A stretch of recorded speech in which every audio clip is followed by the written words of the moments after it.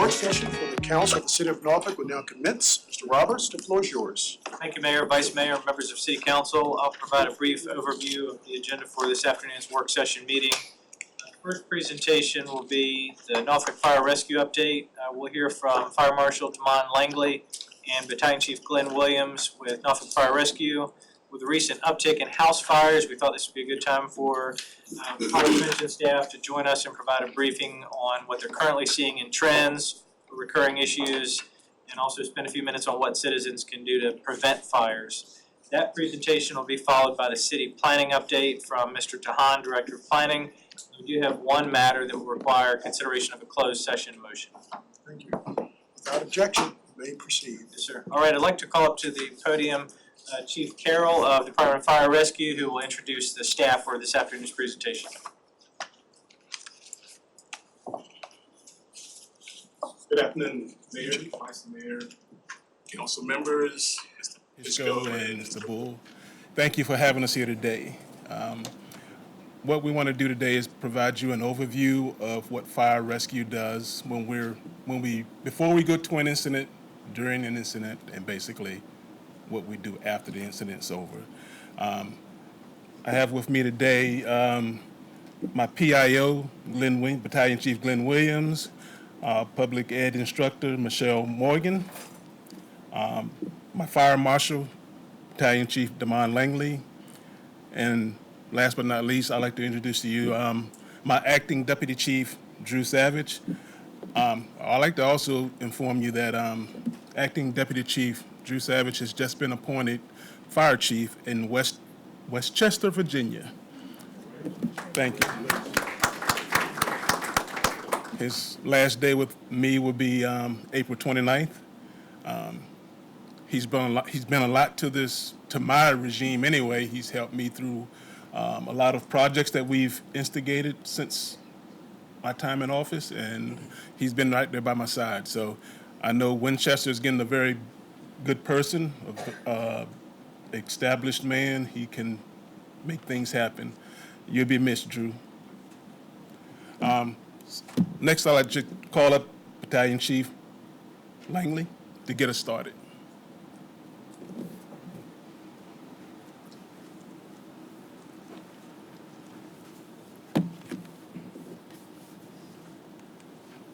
All right, good afternoon, everyone.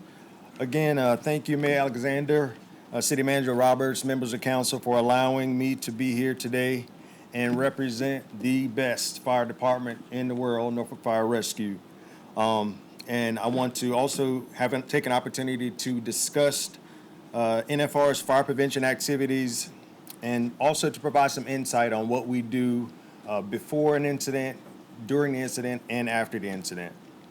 Again, my name is Damon Langley. I am the Fire Marshal, and I'll be presenting with Battalion Chief Glenn Williams today.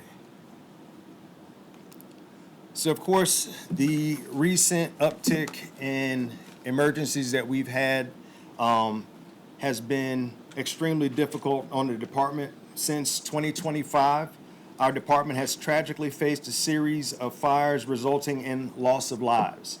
These incidents have had a profound impact on our team, and we are deeply committed to supporting those affected and ensuring the safety and well-being of our community moving forward. It is uncommon to have so many events in such a short time.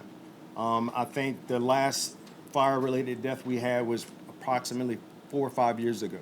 So this is a really big deal to have these things occur in such a short period. So tonight, I'm going to discuss our commitment to educating the public and what we do with fire prevention.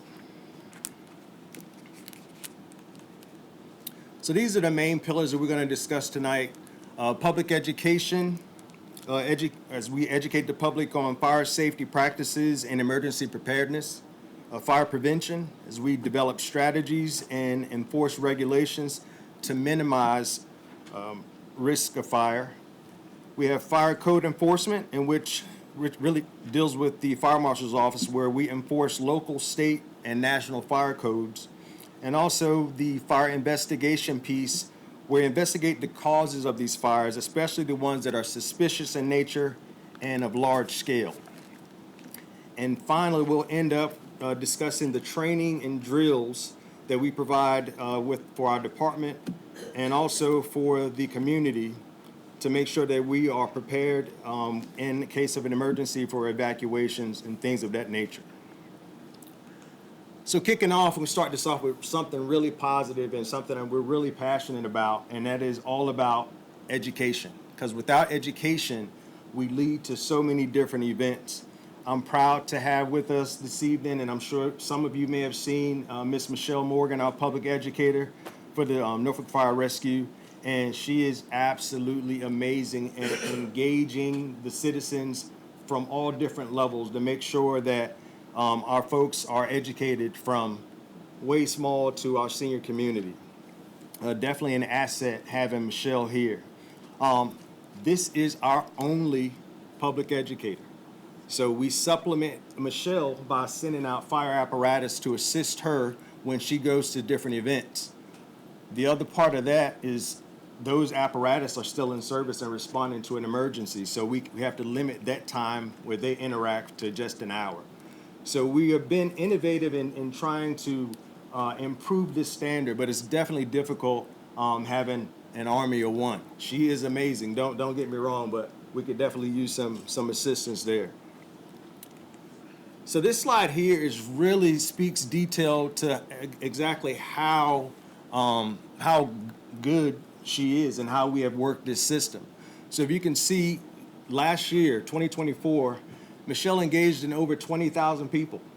And that's one person that has had a series of different events that we go around and engage in our community. They include some of the things listed on the screen. So responsible for our fire education, we focus on fire behaviors, thinking about stuff, talking about things about not leaving cooking unattended, the proper disposal of smoking materials, and the importance of smoke detectors, of course. She participates regularly in our school education and engagement programs from kindergarten all the way up to seniors in high school. Fire prevention programs with the community partners like big businesses we have here in the city like IKEA and B&G, where she regularly conducts fire trainings for those businesses as well. The community involvement, she's all over the place, like I said, and she engages with the community through events, through schools, through social media campaigns to raise awareness about fire prevention. One thing we just instituted these last several months is a Civic League engagement program. So all the Civic Leagues will be able to reach out to us and get specific instruction. Say they've had an uptick of different things in the community and they want information about that specifically.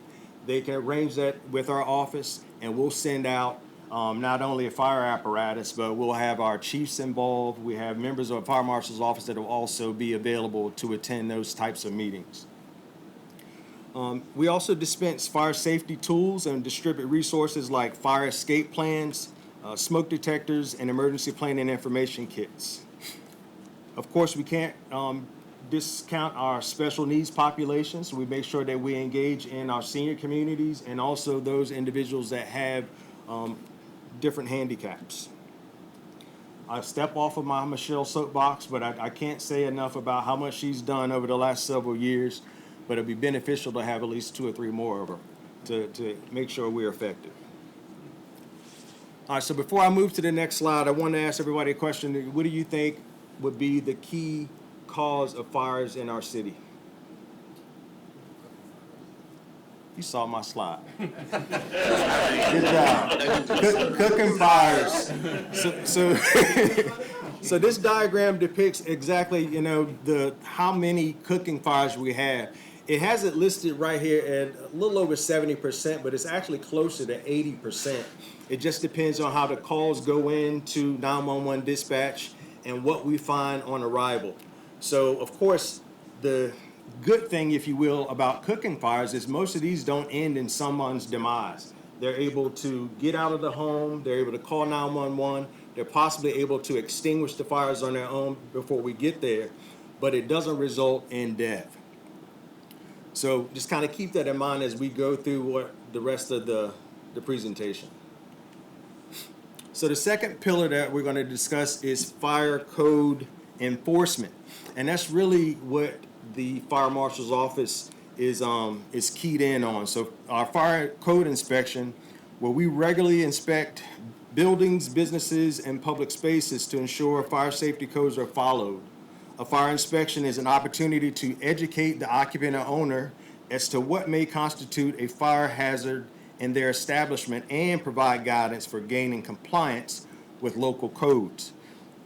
Business owners may initiate, us coming in and doing those inspections, and we also have a database where we regularly inspect these different businesses. The other piece of that is our licensing and permits. We ensure permits are issued for fire-related activities. So if you have a auto body repair shop and they do welding and they do painting and all those things, all of those require certain permits. So we go and inspect and make sure everything is up to code. In addition to those permits, we also inspect all food trucks and Airbnbs. So every food truck that comes into the city of Norfolk has to be inspected by us. Every Airbnb that's hosted is also inspected by us. And that's an additional opportunity for us to give information on escape plans, on making sure you have working smoke detectors, and just on proper procedures when hosting folks in an Airbnb. We also get notifications of hoarding. So it's a kind of odd thing, but if an ambulance responds to a residence and they see really, really bad conditions, and maybe that it's an elderly person that really needs assistance, we initiate help for them through our VAST program and also through our Healthy Neighborhoods. So we can go in and we usually stay on scene because we have the ability to kind of take charge and give help. But those types of situations are really, really difficult because not only during a fire emergency will those folks have issues getting out, we have issues getting in. So, and it's also can relate in possible death. So as far as the environmental hazards, we investigate all complaints, concerns related to anything from oil spills to paint to gas leaks, and also any type of complaint of that horrible nuisance fire when the neighbor is burning something that they shouldn't be. We make sure we enforce those codes as well. Here's a breakdown of what happens at a fire. Of course, we respond to all of the fires along with the fire apparatus. We investigate for cause and origin, and then we coordinate assistance for the occupants for retrieval of their items. So sometimes it's not a complete loss, and we're able to go in and retrieve medications and valuables and things of that nature. And we stay on scene to make sure that we coordinate those efforts. This is also the time where we contact American Red Cross for the occupants and see if they can offer assistance, as well as that vast community for vulnerable adults. We apply placards for safety, and I'll spend a little bit more time on that to explain what they're all about. But we make sure that the occupant knows that it's no longer safe for them to remain inside or go back in after we leave.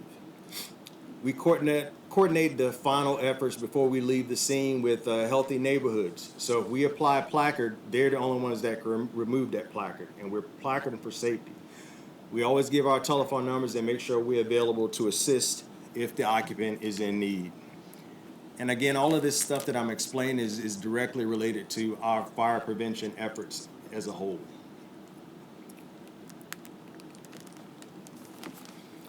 So this is a big incident that might look familiar. This is on the news pretty regularly, where the Navy personnel assisted with helping the occupant out before we got there.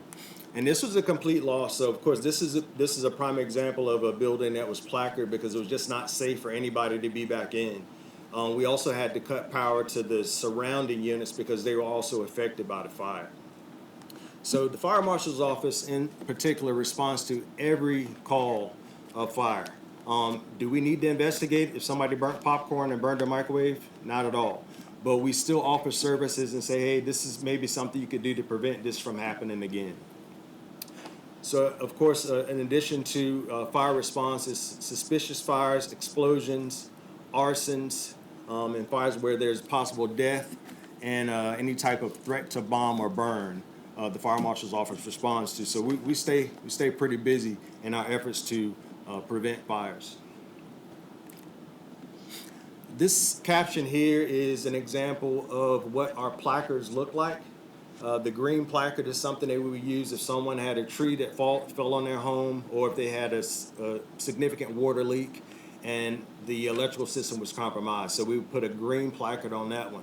If it was an issue with a fire, the orange placard would be on the building. And of course, again, they cannot remove that placard until Healthy Neighborhoods and code enforcement assists them with doing that. We're investigating everything for origin and cause. In this one, we kind of put together our data on preventative measures. So, what are the trends? What's going on in the city? What can we maybe shore up on with our information that we're distributing? And this is how we create that information. That last bullet there about red tags and placarding. So the difference is, and I'm sure some of you have probably gotten some calls from different citizens about things that have happened.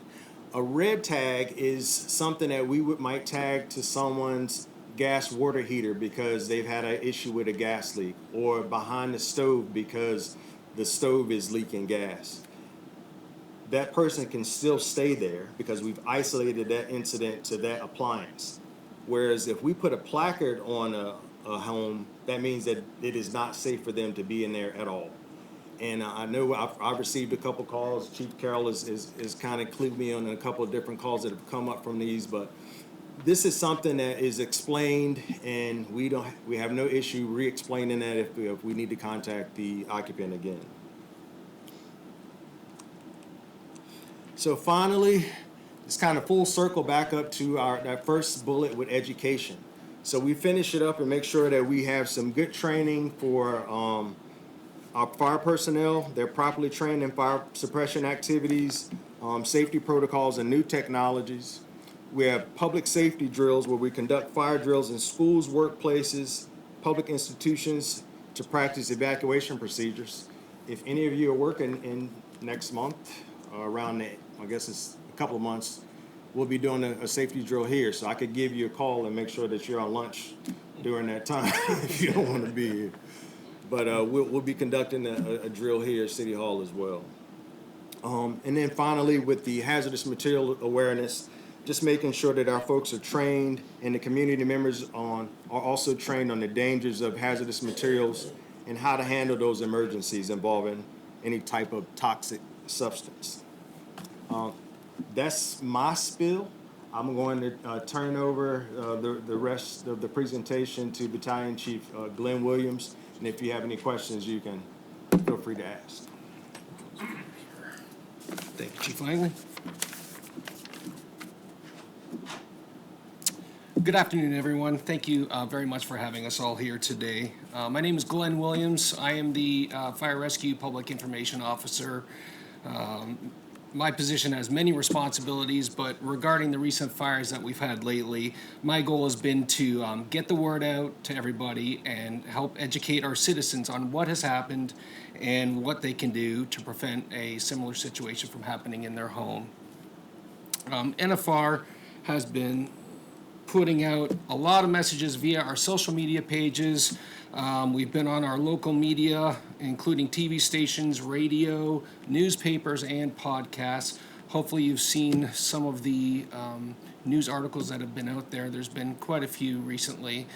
We've been putting a lot out there to urge our citizens on smoke detector safety and fire escape plan safety in their homes. I'd also like to thank the City Communications Department. They have been a huge help as well with us putting the word out on the city's social media pages. They also put out reminders during Thanksgiving, during Christmas on fire safety in the home and anything people can do to plan accordingly for that. Let's see. One thing we've noticed lately in the news, we've been talking about the smoke detector, the free smoke detector installation program. That's been going on in the city for quite a while. We haven't had to put the word out as much as we had lately, but it is actually working. We've noticed a huge uptick in requests for the free smoke detectors. Typically, on an average week, we would receive probably 1 or 2 a week of free smoke detectors. But since the recent fires and the fatality that we've had and the media response, we're getting about 6 or 7 a day. So what happens with that is people can either go to the city's website, we have the app on their phones, or they can call the Norfolk Cares hotline and they can request a working smoke detector. That then goes to our people, and we will designate how many smoke detectors they need, and then we'll deliver those smoke detectors to the fire station closest to that area.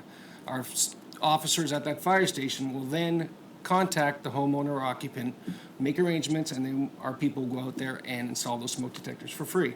While they're there, they will also try and educate them on fire safety in their home. They will complete a form, and that form gets back to us, and then we use that through the American Red Cross and through other various state grants to try and keep, it allows us to purchase more smoke detectors. So our biggest area for Norfolk Fire Rescue has always been a smoke detector program. We've had one in place for about 20 years now. With the help of technology and the American Red Cross, it keeps growing every year. Our program includes one thing we do every single weekend. Our crews will designate a street or two in their first run area, and they'll go out there and they'll go door to door. They'll split up the crews and they'll walk around, they'll go door to door, knock on the doors, and they'll speak with homeowners or occupants, and they'll request, whether they have working smoke detectors in their home. If they need them, we'll install them. They also have a check sheet, which they'll go through escape plans, fire safety issues that may be in their home. And again, they fill out those forms, and that helps us, not only the fire marshal's office, but applying for grants and getting smoke detectors through the American Red Cross. Last year in 2024, we installed 294 smoke detectors in the city. With the technology and the help of the American Red Cross, we make sure that we don't duplicate the same streets on a constant basis, so our people are targeting different streets every weekend that they go out. When somebody is not home, you can see on the right-hand side of this the screen, that is a door tag that we leave with them. So if somebody's not there, we leave that door tag for them. So when they get home, they can see that there's 3 different various ways they can contact the city to make sure they get free smoke detectors, or just any help through the fire department on making sure they have an escape plan or fire safety issues with their home. We also perform a yearly smoke detector drive with the American Red Cross. Last year we did Broad Park, where we contacted over 100 residents and installed over 40 smoke detectors. The year prior to that was in the Berkeley neighborhood, and this year is scheduled for May 18th, and it's in the Oakdale Farm and Denby Park neighborhoods. So we're looking forward to that. We were trying to get the food bank, I believe, might be coming with us, and as well as some other city volunteers. So we're looking forward to that. So hopefully that the word gets out for everybody. So summing it all up, basically recent events that have resulted in the fire fatalities have saddened everybody here at NFR, but our work still continues. We're out there every day trying to send the message to the citizens of Norfolk that smoke detectors save lives, and every home has access to a free smoke detector. Thank you all for having us. Do you have any questions for myself or Chief Lang, the Fire Marshal's office? Mr. Johnson and Mr. Page. Hi there. Thank you, Cindy. Yeah, absolutely. I have 3. My first question is, why is firefighter Michelle the only fire educator? Well, Chief, this may be for you.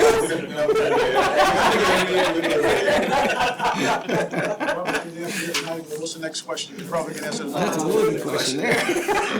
The other question is, why must we share the equipment with Michelle, firefighter Michelle, which then limits her educational time, and you have, you need the equipment to do your job?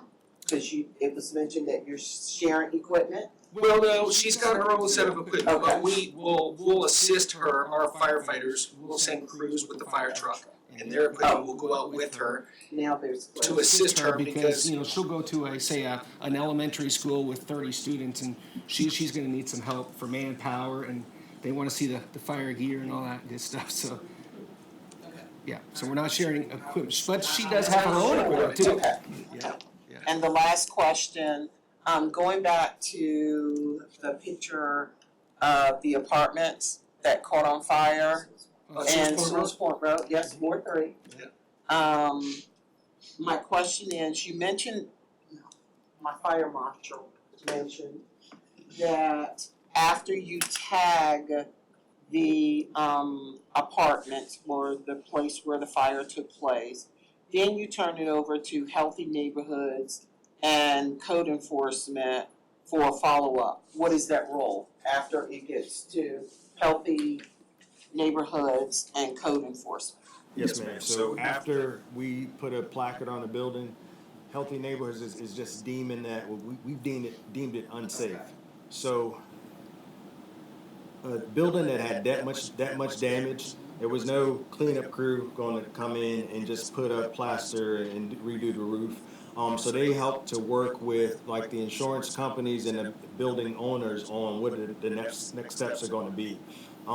That particular building was burnt extremely bad, and it caused a lot of structural damage. I was there on that scene, and the front of that building, it was actually bowing forward.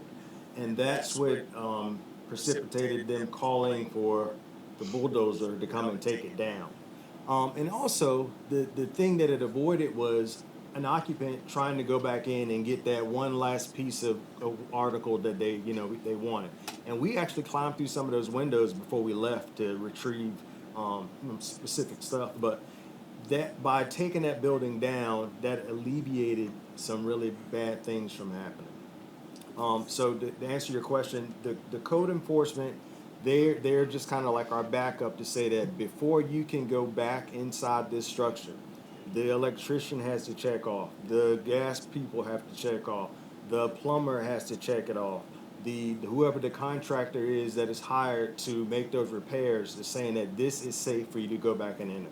And that's the reason why we have those placards applied. Thank you so very much. Sure.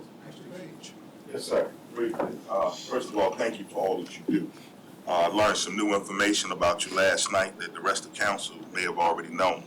That if we have a problem with a utility box in the community and someone calls the fire department first, whoever else that is needed, if it's not the fire department, you guys actually make the call. Yes, sir. After you get on site. So I just discovered that last night.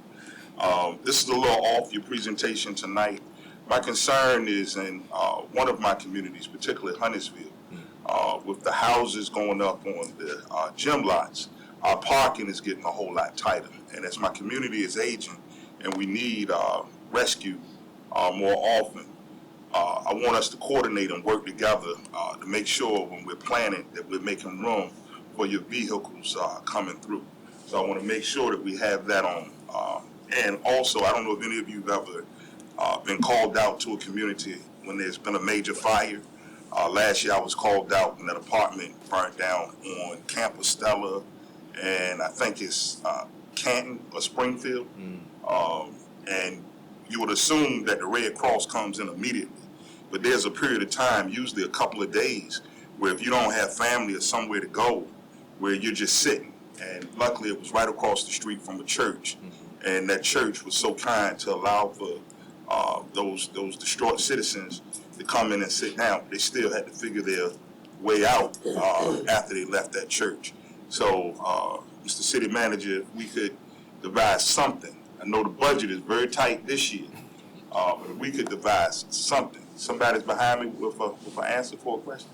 I was gonna ask you if James came behind the tree, cause he is always, He's the one, I didn't know he was in here, but he showed up. He was there before the fire department. yes, always. And he let all the citizens know that called me for that utility box that they should call the fire department before they call the councilman. Yeah, up out of the bed, it was about 11:45. All right, is, no, I was just gonna state that I appreciate the emails that we received, to let us know about an incident in the area. But I'd also like to say that typically, like the second or third bullet in there typically says whether or not you all have reached out to the Red Cross. Correct. And that the family's been, so I think that you all, someone's doing that Yeah, on every- site. But it's 2 days, It's it's a standard period that in we do. between. Every We call. ask for every incident, do you need assistance, and can we offer that assistance to you? It does take a little bit for Red Cross. I normally, when I was in operations, I would take the call, I would confirm that the incident occurred with Red Cross, and then give them the contact information of the occupant. They have a system where the person that is on call may be in Delaware, and they have to contact someone local in order to make contact with that occupant. And it does take time, but we make sure that it's at least some type of plan. They offer like some type of short-term voucher where they'll have a means to get a hotel room, or maybe purchase some clothing, but it's definitely not a long-term fix for that occupant. All right, I think that is all. Before you leave, Chief, and to all of you, on behalf of the citizens, we're very grateful, very thankful for all that you do. You responded to more than 50,000 calls last year. You've had more than 20,000 community and neighborhood contact or engagements, all in order to save property and life. And so on behalf of the city, we just say thank you.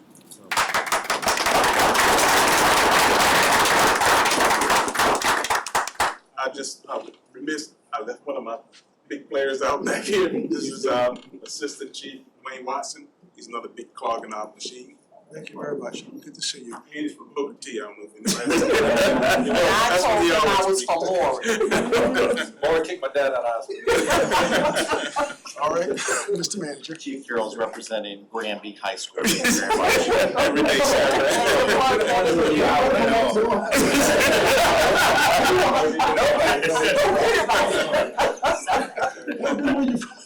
I'm from Richmond.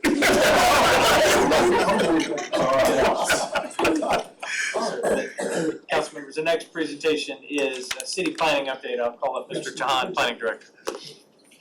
Thank you, Mr. Tahan. Welcome. Thank you, Mr. Manager.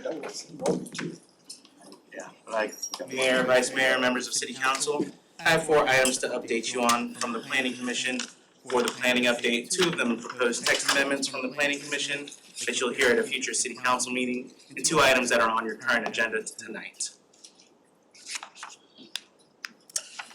The first item is a proposed text amendment to allow kennel as an accessory use in the Colley Avenue 21st Street Pedestrian Commercial Overlay District. This was a request from the Ghent Business Association to accommodate potential new businesses to the district that provide services for pets.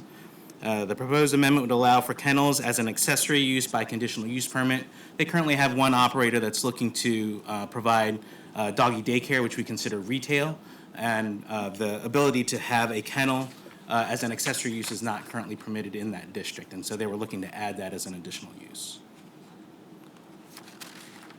At the Planning Commission public hearing, the Planning Commission recommended 6-0 approval of that proposed text amendment. The next item proposed by the Planning Commission is a text amendment for accessory dwelling units. This request is to amend and clarify the accessory dwelling unit regulations throughout the city. You have 3 photos here that I wanted to provide to the council to understand accessory dwelling units that are currently permitted in the city. They are either attached or detached and are meant to not impact the neighborhood character when they are installed as an accessory dwelling unit. Accessory dwelling units are currently permitted in all residential zoning districts except for multifamily apartment complex, either by right or by conditional use permit. The proposed changes will allow more of the accessory dwelling units by right in the residential districts, allow a slight increase in unit area, improve performance standards with current best practices, and allow for a conditional use permit to vary from the standards that are in the regulations. With these proposed changes, the ADUs will only be permitted by right on lots that meet the current minimum lot standards, so the minimum lot size, as well as meeting all other performance standards for that single-family home that it's located on, including parking and other requirements. In this table, you'll see the list of the proposed changes. I'll walk through them each individually. The current regulation for the size of the accessory dwelling unit right now is limited to 500 square feet or 25% of the resident size, whichever is less. The proposed change by the Planning Commission is to go to 800 square feet as a maximum, or 50% of the resident size, again, whichever is less. The current regulations require utilities to be tied into the current home. The proposal will allow either utilities to be tied into the home or for them to be separate. The current regulations require accessory dwelling units to have the same driveway as the principal dwelling unit. This will default back to the existing driveway regulations, where if a person has enough lot width, they're permitted to have multiple driveways for their single-family home. It does not have this, it just defaults to the driveway standard. There's a current requirement to add an additional parking space for the proposed accessory dwelling unit, and this change will require that the existing home is compliant with the minimum parking standards for the single-family home. And of course, now the requirements state that the ADU, the accessory dwelling unit, shall comply with all the regulations. This allows for anybody that's looking to install an accessory dwelling unit, if they cannot meet some of these regulations, they're allowed to ask for a conditional use permit to vary from the rules, and it would have to be granted by a city council. By a vote of 6-0, the City Planning Commission recommends approval of these proposed changes. It provides a diversity of housing with minimal impacts to surrounding properties and neighborhoods, and updates the regulations with existing best practices. Mr. Thomas, further, I see questions. I feel the questions. I know Mr. Thomas, he was just itching to ask a question, but Ms. Doyle actually got her hand up. You may not be able to hear me, but does an ADU always have to have a driveway on the property in which it's located? I simply just don't know. Like, I don't have a driveway, I have a house. Can I put an ADU? But You would have to meet, the existing property would have to meet the existing parking regulations. So if the residence doesn't have the minimum parking, they would not be able to unless it was granted a conditional use permit. okay, thank you. At 8 by 10, are we anticipating that most of these are actually going to come in through a CUP process? No, I'm sorry, it's 800 square feet, so it's larger than, it's about the size of an accessory structure, so a shed or a detached garage. Or they can also be in addition to the home as well. Are there requirements for amenities to it, or could it simply be a room with a bed? Or does there have to be a bathroom? Does there have to be? Accessory dwelling units by the current code require to be a separate dwelling unit, which require kitchen and living facilities as well as bathroom facilities. So it is not less than, it is essentially a studio or a one-bedroom type of dwelling unit. How much outreach have we done to the various civic leagues and neighborhoods where this change will affect them? There was limited outreach because the changes were seen to be small enough in nature where they would limit the impact. The key here is that accessory dwelling units are already permitted throughout all the residential districts, and so we believe that this may open the door slightly to additional ones with tighter regulations, but there has been limited outreach. We did do outreach through the NFK 2050 process to ask the public about it, as well as we've received input from different stakeholders. Is there a one-pager you could circulate that I could just send to the civic leagues and have them review it, just so that they're not caught off guard? Yes, sir. We can do that. Bobby, I agree. I think one of the concerns that you'll find, this is much different from a room addition. It's an ADU, and most residents are looking to do like a room addition, which doesn't require separate utilities, doesn't require a kitchen and all of the amenities that are included in this ADU. So I think one pager is exactly what we need, but we need to certainly compare room addition. Nothing in the room addition code is changing. That's still correct. This is number two, as relates to an address. So you didn't speak anything about whether or not this will be 102B of an existing address, or will it always be the same address? If I want to apply for a separate address, I don't want my mail, because now I'm living in the accessory dwelling unit, I want my own mailbox. Is that permitted? Yes, sir, that would be permitted. Is that codified? There There is is no no codification codification for that, for sir, that, so we'll make sure we clarify that. All right, Mr. Spiegel. Okay, Ms. Johnson? This is important, so I want everybody to weigh in. We have possibly two in Courtney and Lafayette Winona. And what we're talking about now, information, explaining exactly what it means, because they didn't want to do something and they could not understand the difference between the ADU versus an addition.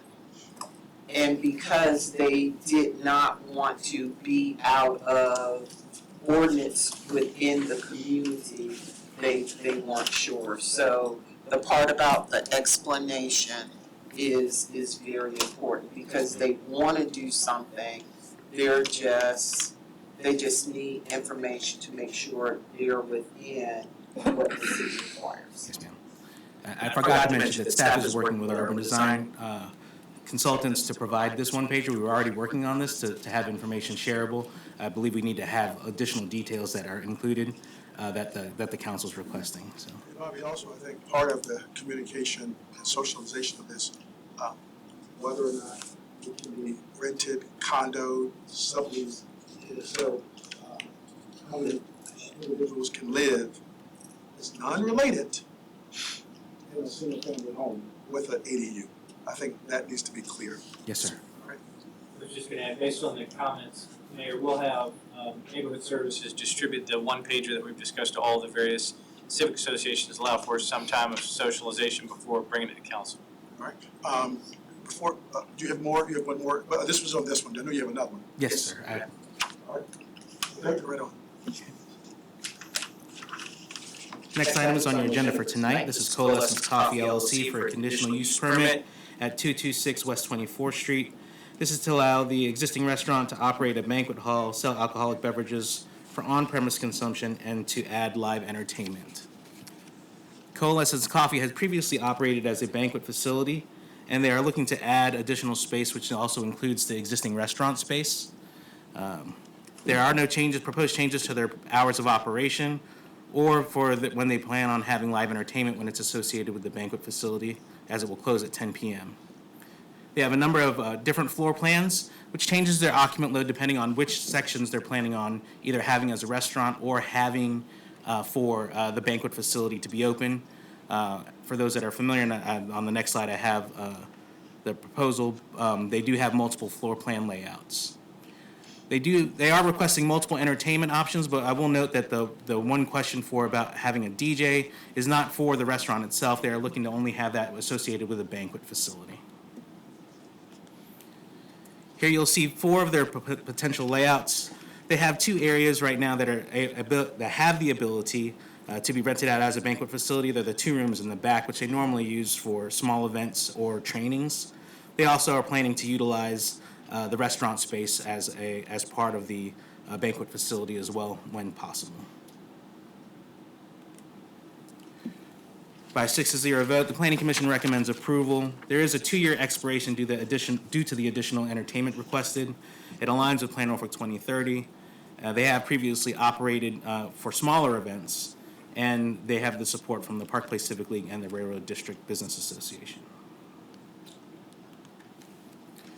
Last on the presentation is 4 Creatives LLC for a conditional use permit at 255 Granby Street.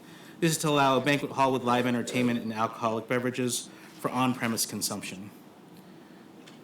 Council, remember this item came to you previously without entertainment proposed, and at the request of council, the applicant reviewed their proposed operations, and they decided to add entertainment. Because of that, it had to go back to the Planning Commission as entertainment was not included in their previous conditional use permit request.